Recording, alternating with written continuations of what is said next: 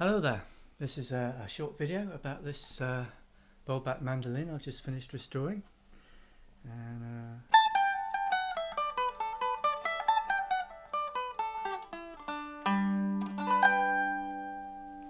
so I'll play a few bits on it in a minute, but let me tell you about the instrument. It's a German-made bowlback. There's no maker's name. That's pretty common from instruments of this period, probably made in the first half of the 20th century, so early 1900s. It's got a spruce top and maple back and sides, and there's a rosewood pick guard with mother of pearl inlay. And I guess the only remarkable thing about this instrument is that it's it kind of had all the things wrong with it that you expect an instrument of this age to have, but none of them very badly. So I don't know if you can see it on the webcam, but there's a hairline crack on the top there which has been glued up now. It's nice and stable. Those are caused by modern steel strings, which are at higher tension than the strings these instruments were really designed for. On the back, you almost always get some of the ribs starting to separate on these instruments, and again this one, a few of the ribs have started to separate at this end, but not by very much, and that was easy to glue up and refinish. And I've tried to sort of refinish this one so that it still kind of looks old, but respectable. And I don't know whether I've achieved that. It's a hard thing to achieve, but anyway, one can try. Tuners, these aren't original. Looks like somebody put some new ones on in the 1960s or 70s, and at the same time they put a really horrible plastic nut in there, so I've replaced that with a bone nut. And obviously set it up properly. It's also had the fingerboard levelled and refretted, and again, these old instruments and the old brass frets are not nice to play on. And what tends to happen with these is, although the necks stay straight, as these instruments age, the joints sort of start to move and creep and creak a bit, like people do, I guess. And so that neck joint's only got to move a few thousandths of an inch, and it can really spoil your day as far as playing the instrument goes. But it's an easy fix, because once you've levelled the fingerboard off and put some new frets in, it's effectively as good as new. So what you want to know is what it sounds like. Obviously, if you're just strumming,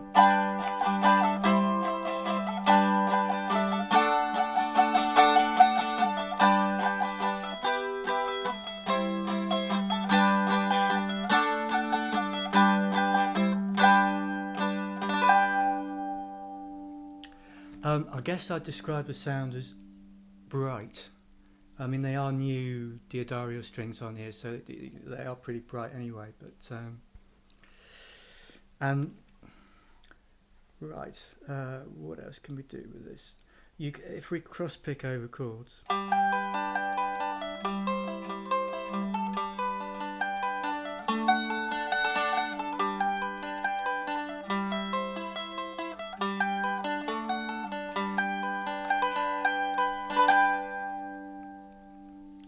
so that always sounds quite nice against a guitar, if you're accompanying guitar or something.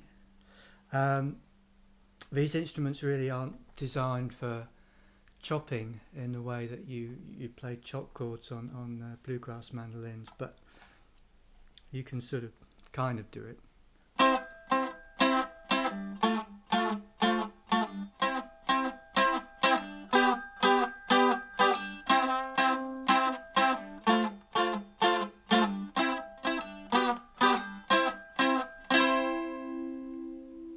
And bit of practice needed by me there, I think, but you don't really get the real percussive sound on these bowlbacks that you do on the bluegrass instruments. That's probably about it for chords, isn't it? So then we move on to...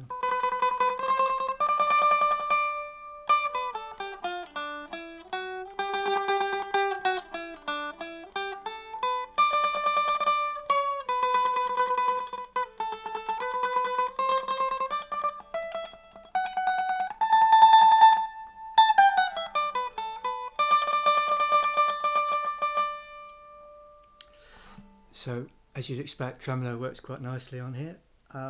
My double stops are truly awful, so I'm not going to demonstrate those.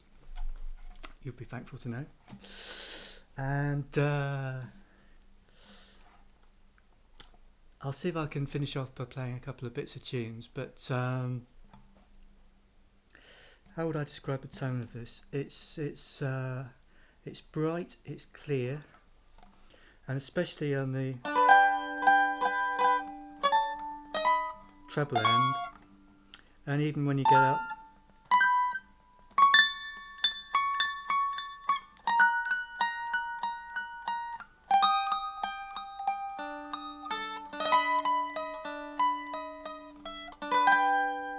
got a few wrong strings there, but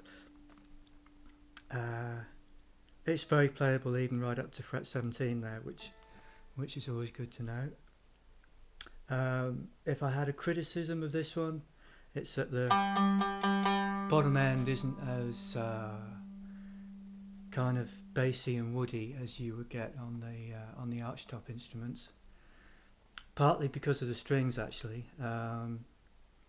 These are D'Addario J73s, which are the lightweight strings they have, and that combined with the slightly shorter scale length of these bowlbacks compared to the bluegrass instruments that those strings are designed for, really, means these are a little bit on the floppy side, so you don't quite get the punch or definition down on that bass string. That would improve if you put heavier strings on, but then you run the risk that you'll get new cracks in the top. And this is always kind of the dilemma with these old instruments. You know, you either string them light and they last forever, or you string them heavy and you play them until they fall apart. But you know, choice is yours.